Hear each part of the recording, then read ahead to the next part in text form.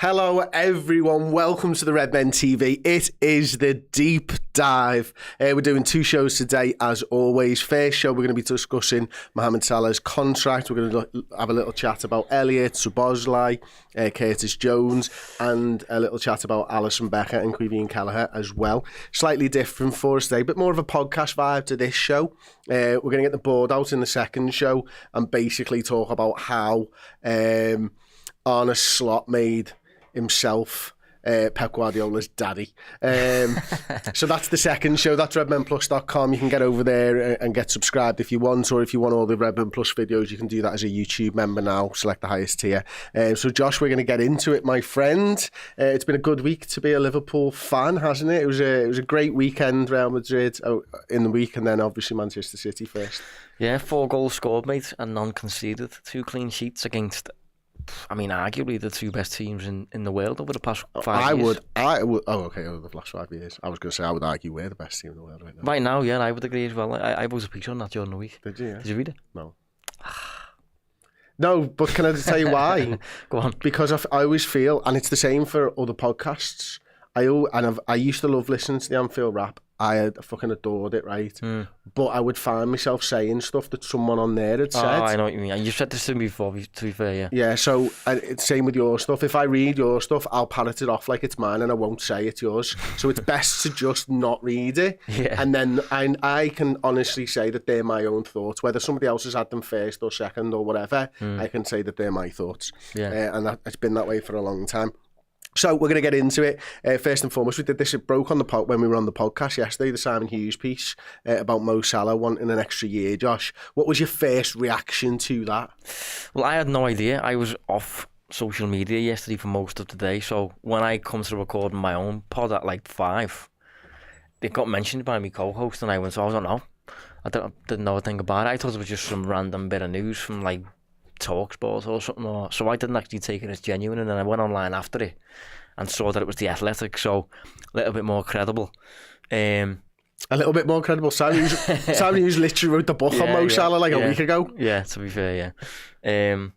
But he's kind of begging for a contract, really, isn't he? Looks like it, doesn't it? That's literally how it looks lately, which is not a bad thing. It shows the club's in good shape. But I think I'll be amazed if a deal doesn't get done. To some degree, some kind of deal. I actually don't think it'll be one. I think it might be 2. But the fact Salah is basically, I don't want to say begging, but he is quite clearly interested in staying. And his product on the pitch and things like that, the form he's in and stuff, he looks like he's 25. You'd think he was 25, mate. So it bodes well for a deal getting done, I think. I think you're right. I think, listen, I think obviously your first instinct, if you could only get a year deal done, would you take that deal?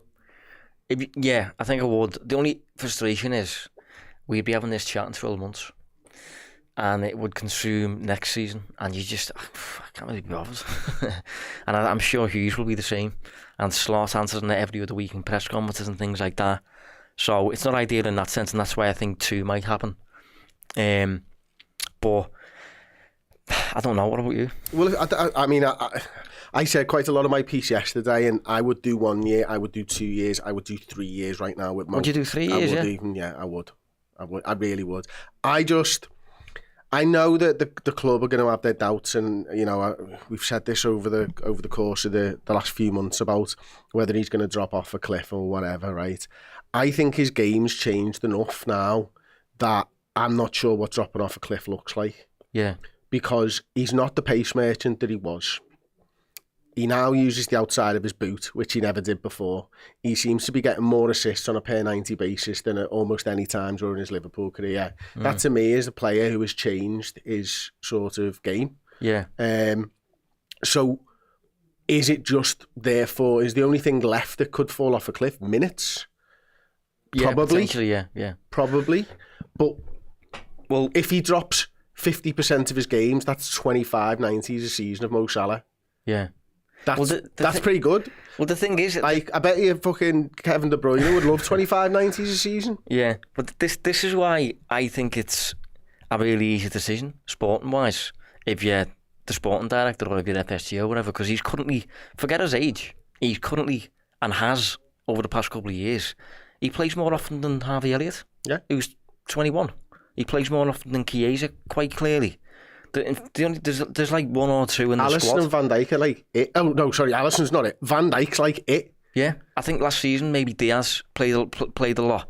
But again, Diaz is like prime age. So the only thing that suggests Mo Salah is the age he is the actual age. But his performances, Such a good it's a mad way of saying it, isn't it? That's a great line. But everything else about his game, you know, his availability, his injury record, Body. his product, his body, his hair nowadays. Well, yeah. His jawline, mate. You know, he doesn't look. You would swear he was 25. And I think I said that last week. If you were to just look at his numbers in isolation per season, mix them up, and ask John Henry, all of them based on Salah's age, he wouldn't have a clue. No. He wouldn't have a clue. And the season we're experiencing now, you'd think, I think it's arguably his best, excluding the first season. Yeah, 17, 18. First season's an outlier. You know, different level. But beyond that, it's consistent level of performance. And what we're seeing this season is better than what he posted 3 years ago and what he posted 5 years ago. So, you know, there's not much in that. But I think you made a good point there with how his game evolves, because if he used the ball really quickly, let's assume that the team on the board at the moment in a 4-4-2 is the opposition, and this is Salah. Salah's historically posed as threat running behind the defenders. That's where he was most dangerous and things like that. But I think the older he's got, the more we've seen him pick up the ball there between the opposition's midfield and defence. And with players who are traditionally really quick threats in behind, goal scorers, when they start doing that, they just lose a bit of danger. I don't think Salah has. I think he's still really, really threatening. I think his passing's so underrated. That ball that we've seen often to the back stick, with Gakpo arriving late or whoever it is, Nunes, Diaz. I mean, the ball at the weekend. Yeah, which one? The Gakpo one, the goal. Yeah, I mean, it's just unbelievable, isn't it? Yeah. Do you think he means that one? Yeah. I've seen a few people questioning that. I don't think it's a shot. Like, no, I think it's a shot. I think he's putting it into an area there. But just everything he offers, he's still the most dangerous player Liverpool have got, and Liverpool have got a lot of prime age forwards now. Salah is still the most dangerous. He's still shouldering the most of the workload when it comes to goals and assists. He's still shouldering the most of the workload when it comes to XG, creating and shooting. And minutes as well, by the way. Minutes, yeah. From the forward players. Because Diaz is fit and available, but he's actually in a competition with Gakpo for minutes at the moment. Yeah. Honestly, it is getting to a point where I think there was a stage maybe last season when he come off for a little bit and he picks up a hamstring injury and things where there's a genuine question mark as to whether it's worth doing. I think right now it's quite clearly a deal you would do. And by the way, I think this idea of Salah getting down to his last 6 months, I do think it's important to note that when it comes to players of his age, that's relatively normal, you know. Like, it makes sense to let these older lads get to a point where they're closing in on their expiry so that you can get the full scope on, like, where is he here? You know, what's his level at? Does it make sense to extend? Not necessarily with Trent. I think Trent you'd have done 2 years ago. But with Salah and Virgil, leaving it this late isn't that much of a bad ploy, really, when you think about it. But we are approaching the time where I think you'd want it done before he gets to that point where he can negotiate with European clubs. Of course. Which is in 3-4 weeks. Yeah. So less than 30 days, isn't it? Which is a concern. So I think, you know, moving the conversation on a little bit, Josh, obviously, the 1 year thing, I think I'd do it. I'm not asked about having a headache, because it's a bigger headache to find a replacement for Mo Salah in 6 months than it is a bigger headache to have it in 18 months. Yeah. So for me, a 1 year deal is an absolute no-brainer. I would prefer a 2 year deal. That would be my sweet spot, a 2 year deal. But I actually wonder whether, and I'll pose this to you, I wonder whether a 1 year deal might suit Liverpool. So a 2 year deal could suit Liverpool in, if there is a drop off, they can still sell him. But a 1 year deal might just buy them that time to go, is he going to drop off? Yeah. Because another year and he doesn't, then you start to question yourself even more. Yeah. No, I see what you mean. 1 and 2 years I would be interested in. When he last extended, was that a 2 year? I think 3, you know. Was it 3? Maybe there was a year left and it was a 2 year extension. Yeah. Which would make the total 3 year contract. Yeah. I really can't see a 3 happening, even if there's logic behind it when it comes to a sale or whatever. But I do think a deal will happen, and it's interesting though seeing like everyone basically lose their minds that like he hasn't offered a contract yet, and Salah's still waiting on it, and he's asking for it in public and things. And it'd be really interesting to just have a convo with Hughes to just see what he's doing, because part of me thinks he'll be sat in his office with his feet up, knowing that a deal's coming, knowing that we're sound. But with Salah publicly saying, "Please keep me," the longer Liverpool leave it, you could argue the less he'd accept. If you get what I mean, Salah-wise. So because he's getting annoyed. Because he really wants to stay, and Liverpool are making him wait. So when a contract eventually comes, Salah might be like, "Oh, thank God." So if you're in that state of mind, you'd be more willing to accept your current terms, as opposed to if he got offered it 6 months ago and he knows there's a contract offer there. Maybe he wants a rise or something. You know what I mean? So I think... But that can work both ways, can't it? Because like, you could just piss him off. To the point where he doesn't want to do it no more, and it's like, well, hang on a minute, I've done everything I can to try and get a contract over the line, and you haven't offered me one, now you're offering me one, and I'll be like, well, I may as well wait 10 days to see what PSG are going to offer, if I'm interested. Yeah, you don't want to cross that line, like, there's a sweet spot in there. And what would it make you feel about Hughes if he doesn't get this done, when Salah has been so public about wanting to sign? And all right, and I will preface this with, it's a difficult question to answer because he might have a drop off next season. Yeah. And then Hughes has proved right, but he's only proved right in a year's time. I would be I would be disappointed if Liverpool didn't keep him. But I think if Liverpool didn't keep him, I'm not sure how much of the blame I would put on Hughes. I think on this one, I might put the blame on FSG, which is unlike me. I am genuinely FSG in. That you're the first person who's ever been FSG in that I've met. Really? Honestly, like, loads of people are just not FSG out. No, I really love the way we ran, if I'm honest. I think we're so efficient and very, very smart. And it's a bit like a larger version of what Brighton are doing with Tony Bloom. Like, constant good decisions because you're employing smart people and putting them in power positions. But the reason I am FSG in is because for a good few years now, every single decision that has been made, really, for the most part, has been the product on the pitch is above anything else. That's what matters. Deliver a product on the pitch. Over the past couple of years, think of the team that Liverpool have had. We've had Jurgen Klopp in charge and things. We move away from Jurgen Klopp and get in Arne Slot. Dead easy. Top of the league. Top of the Champions League. It's just consistency, good decisions. And this is the product that we end up seeing on the pitch. And so I think FSG have always made really good sporting decisions, right?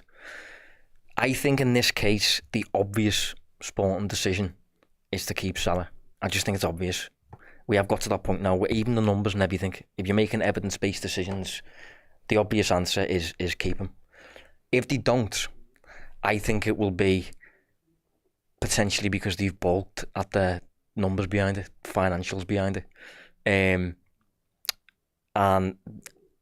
for me, that would kind of be the first time that's properly happened where you've wobbled at the level, the scale of them. Like, if you think of Alisson, the finances we invested in Alisson to get him here, Virgil and all that, when the data backs up the finances, Liverpool do it.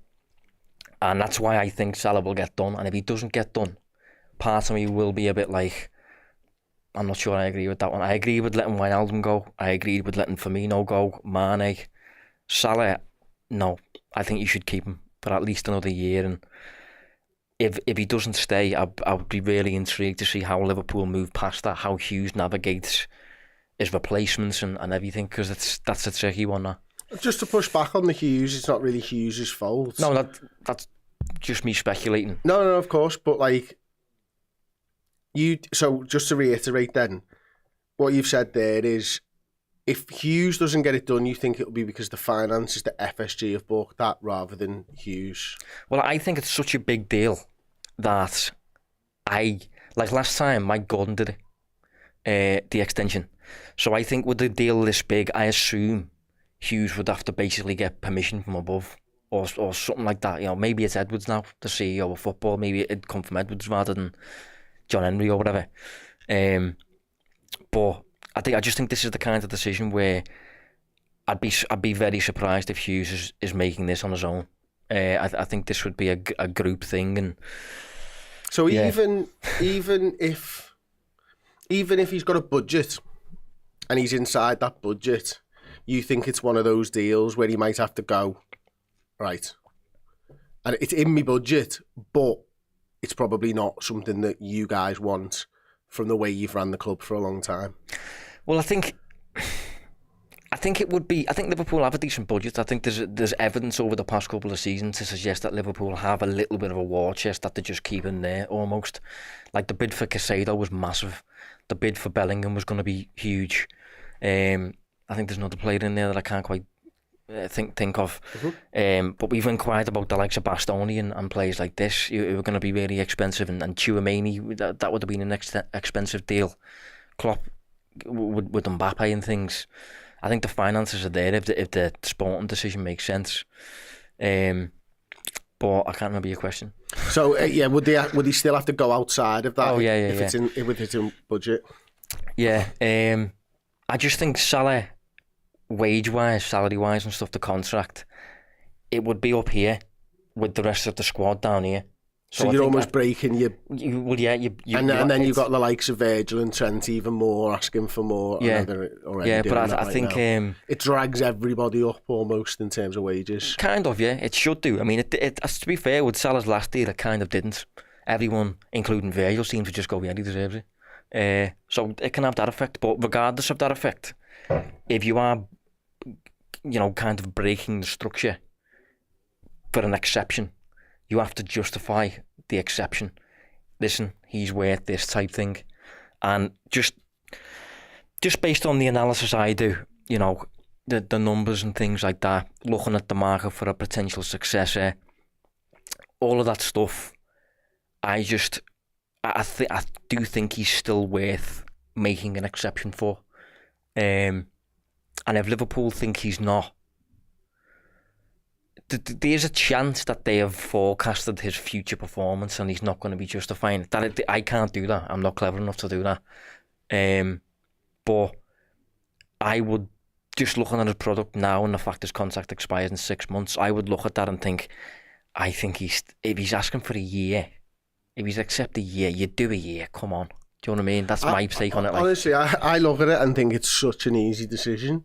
That's what it feels like now, yeah. I mean, you buy yourself more time to get his replacements. Ben Doak's a year older. You don't know what that Rio's doing. He'll be 17 by then, maybe. Who knows? Obviously, you don't know. There's not many right-wingers on the market right now. You would probably think this is a lad that can step into Salah's boots and hit the numbers that he's been able to hit. And then I think to myself, do you know what? What's the cost of a replacement anyway? I mean, you could put Salah on $500,000 a week, right? Scandalous amount of money. Liverpool would never do it. It's going to cost you 26 million over 1 year. 1 year. You buy someone for £100 million. There's 20 million split over the 5 years. So there's 20 million. You got 6 million in wages to deal with. Yeah. And that's putting him on $500,000 a week, by the way. Yeah, but crucially, then the product of that player on the pitch will not be Salah's level. Exactly. So this is what I mean when it comes. I've been to talks where Ian Graham has talked about this sort of thing, and he specifically said like the whole Moneyball thing and that. He specifically said once it's not that we're cheap. It's that we want value. It's value. It's basically like you make all your money run for you on the pitch as much as you can on the pitch, and I just don't see a world in which you can get more for your money than Salah. I really don't. Not now, at least anyway. Whether that cliff dive is sooner than we realise and Liverpool are aware of that, I don't know. But just quickly on the replacements thing, I did a piece recently. So just for a bit of perspective on potential replacements, this is what the kind of market looks like for this kind of player. So, in the summer just gone, within Europe's top 7 leagues, these are the players, the right-sided players, who moved for 15 million or more. So the good players basically. 15, did you say, or 15? 15 million 15, or more. okay. David Neres, Michael Olise, Ismail Assar, Pedro Neto, Yankuba Minte, Brian Gruder, Moussa Diaby, Mason Greenwood, Savinho, Matthias Sule, Francisco Conceição and Nicolas Gonzalez. None of them are a patch on them. Good players, but none of them are a patch on Salah's product. Are them, I'd have an interest in Olise. Neto, if he didn't have injuries, maybe. Minte, maybe in a few years.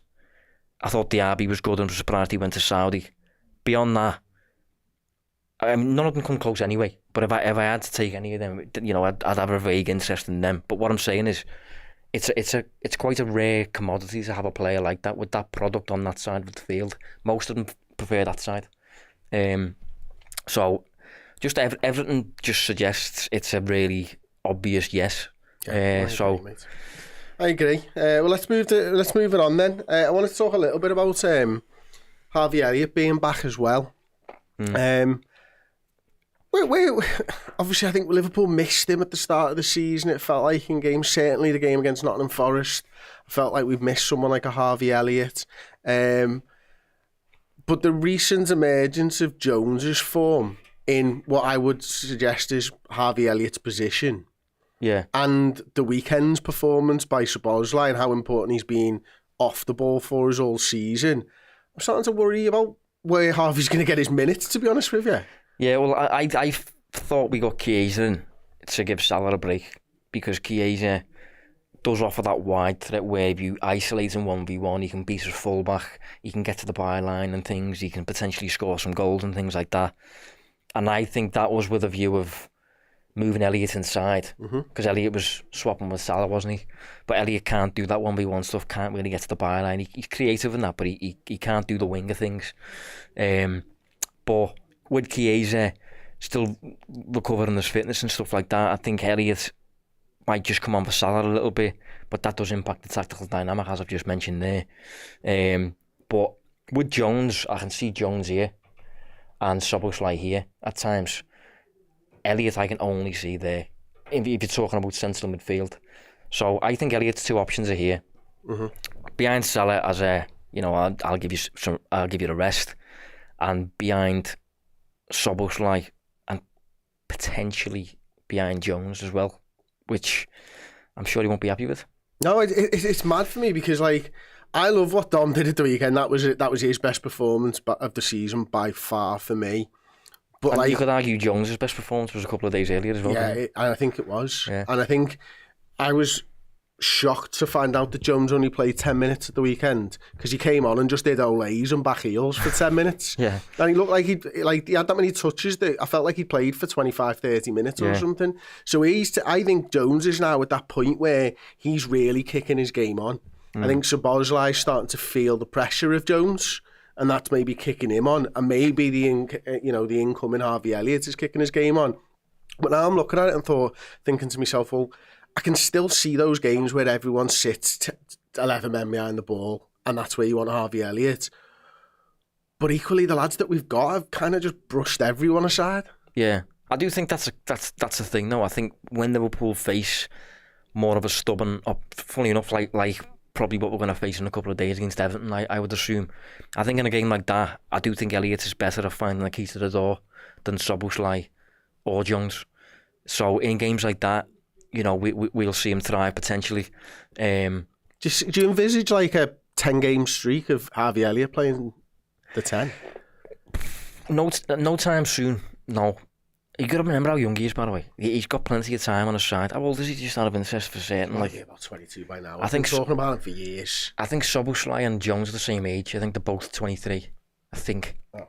I would hope Elliott's 21. But who knows?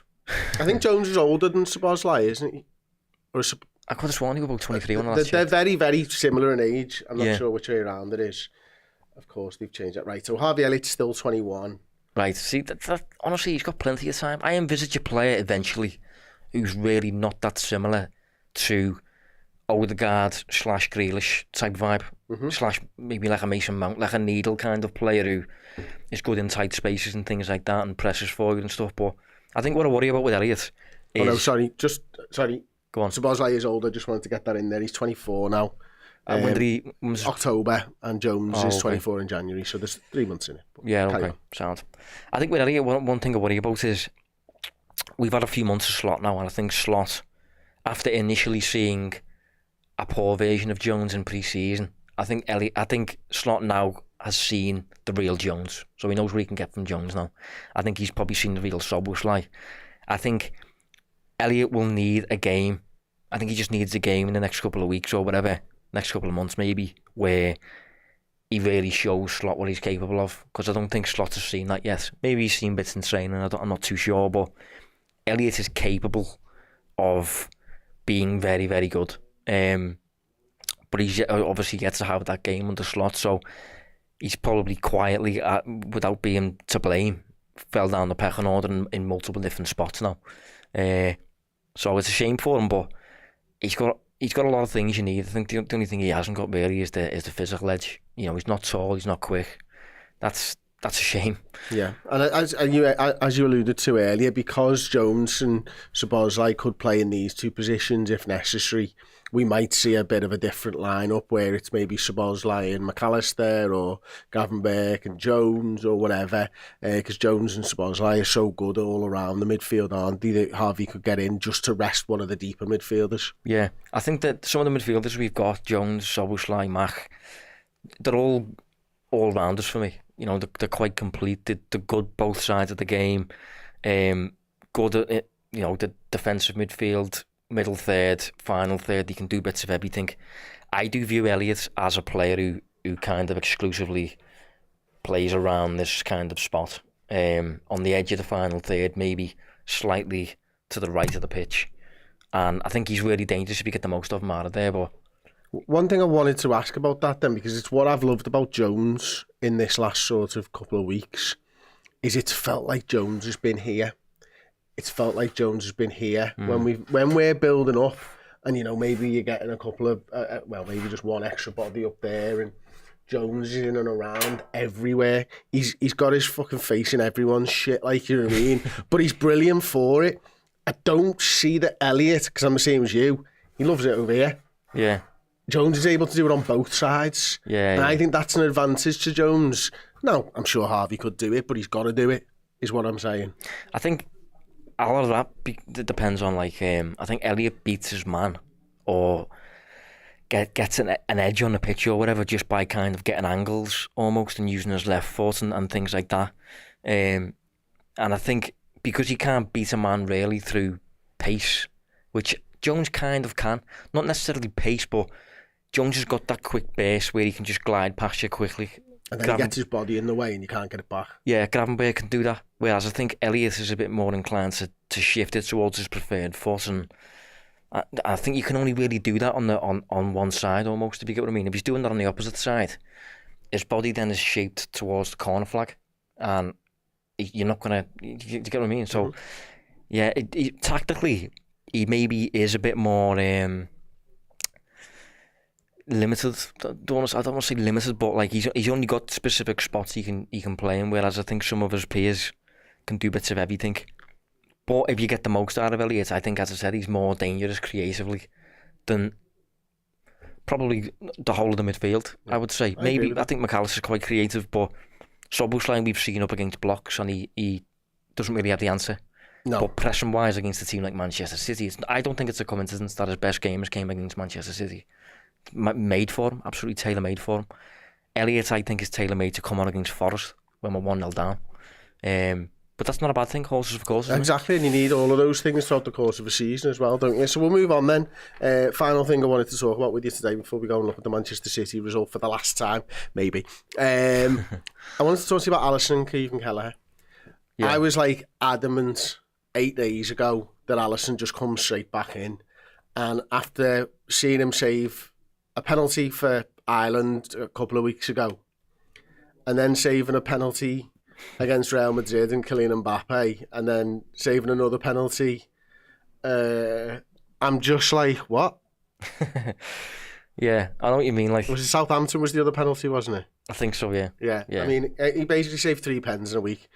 I saw something. It's the first time a Liverpool goalkeeper's done it in like 95 years or something in games back to back for us or something ridiculous like that. Yeah. I mean, I don't know. Where do you stand? I don't want to put any words into your mouth, but like, is it just as easy as Alisson comes straight back in for you now? Yes, but the only thing when I say that is when I say straight back in, there's absolutely no rush at all. So I think he could. I mean, I'm just guessing here. I think he could probably come back in this week, but I don't think he will. You think the coaching staff are saying, well, I 6 weeks there, lad.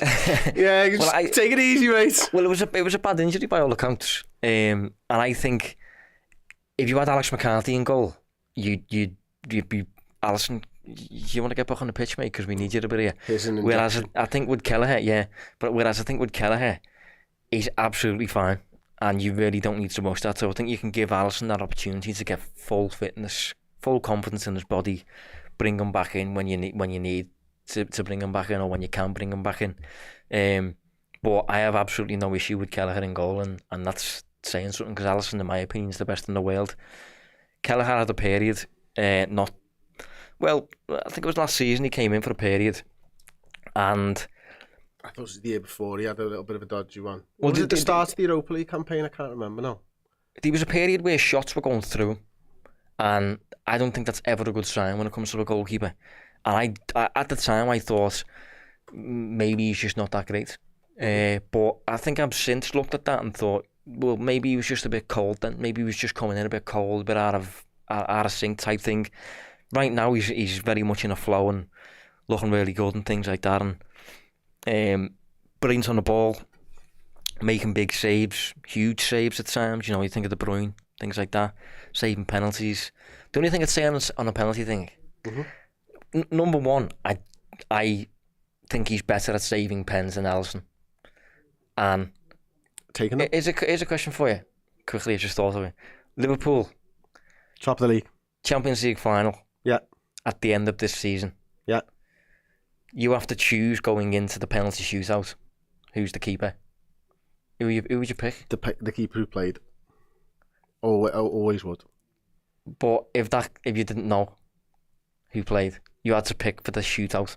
Well, in the Champions League, because he can take him as well. But that's what I'm saying, though. So you've just chose Kelleher ahead of arguably the best goalkeeper in Premier League history, leader, Alisson figure and all that stuff. So I think that's how good Kelleher has been at saving pens. The only thing I'd say is Divock Origi scored goals, right? And because he scored goals, this is the same with Maxi Rodriguez, Louis Garcia. If you score goals, your reputation hits the roof, because that's the thing everyone remembers and things like that. But they didn't get consistent games, they didn't get consistent starts, because bottom line is, overall as players for the unit, they weren't that great. There was players who did more than them, even if Origi come on and scored the odd goal. That's why John Duran isn't starting ahead of Ollie Watkins. Yeah.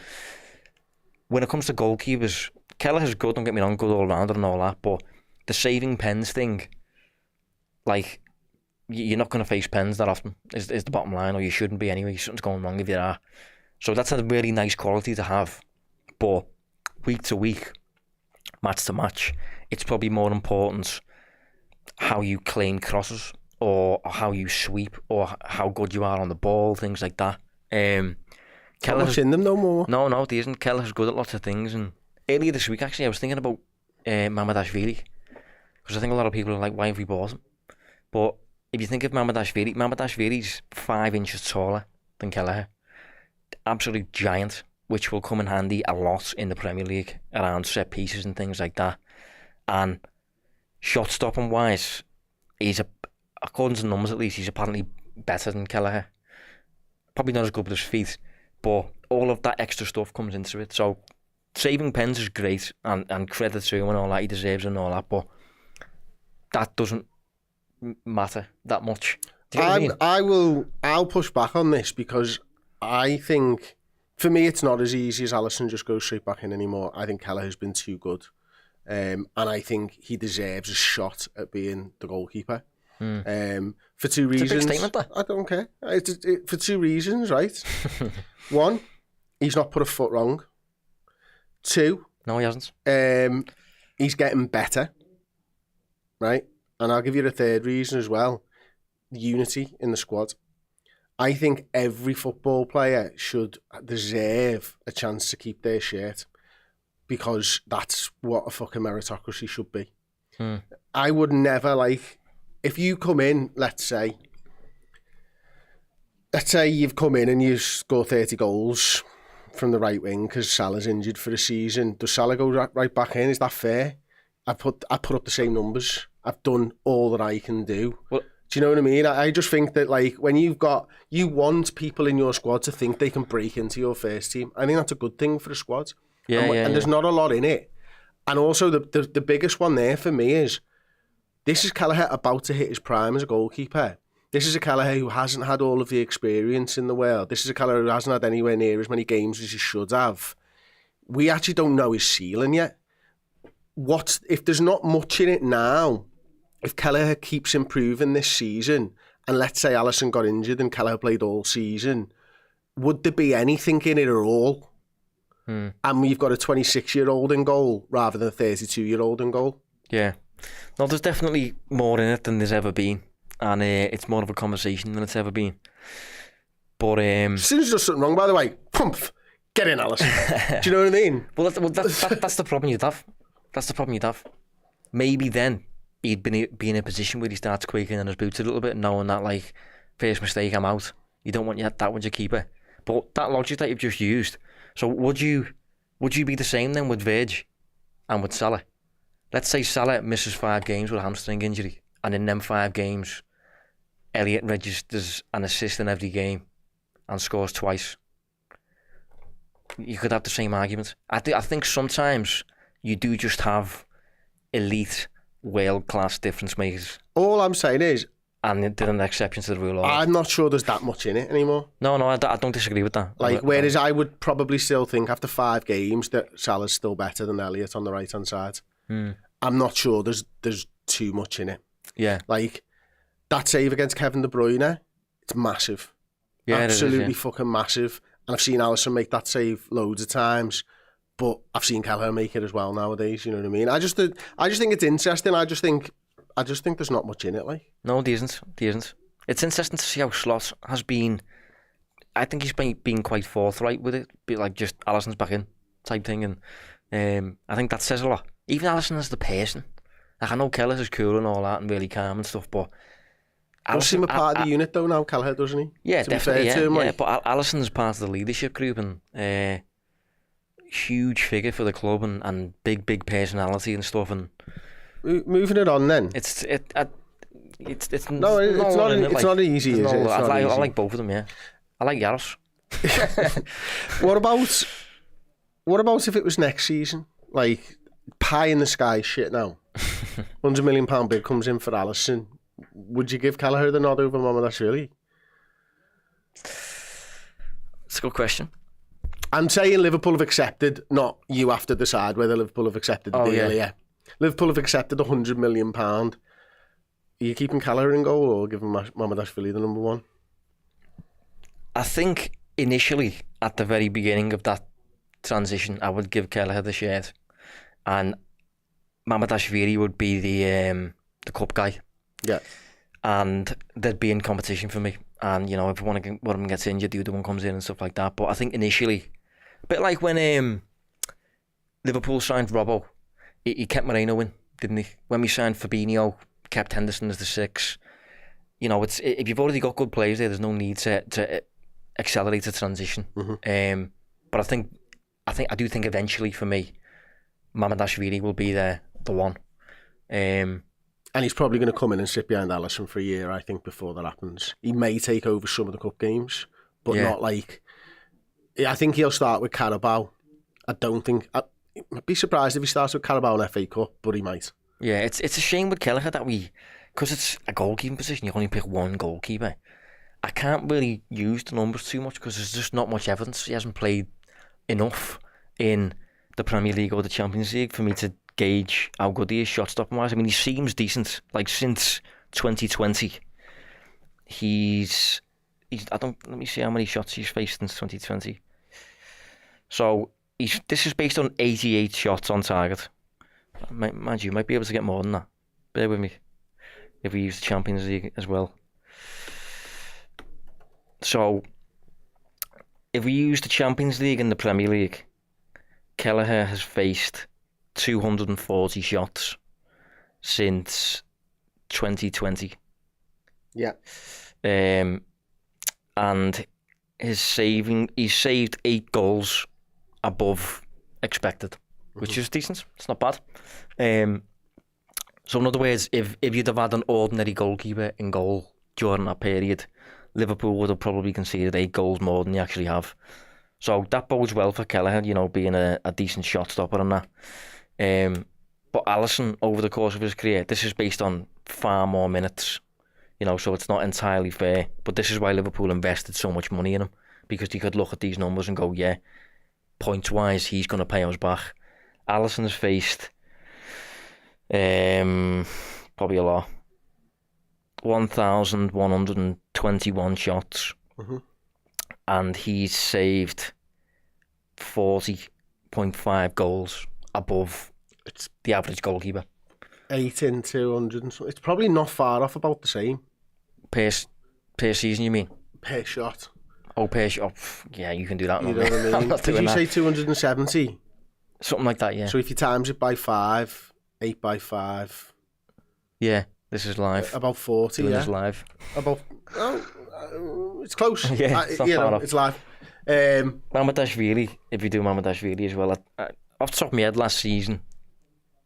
just last season alone, I think he saved about 10 goals more than expected in La Liga. Unbelievable season. Liverpool going by him on the back of it. I'm not that surprised. He's also 6'6". He also did it in the Euros for Georgia. I think he was top performer. I think he overperformed by about 4 goals in that. So Mamardashvili is massive. Good at claiming corners and all that. Good shot stopper. Alisson's just good at everything. Kelleher so far looks good shot stopper, good with the ball at his feet. He's not a physical presence, good at sweeping. We just got good goalkeepers, mate. That's the bottom line. Good problem to have is having 2 world-class goalies. Anyway, that has been the deep dive. We're over to Redmen Plus now. Go over and sign up if you want to see our tactical review of Liverpool whopping Manchester City. Ta-ra.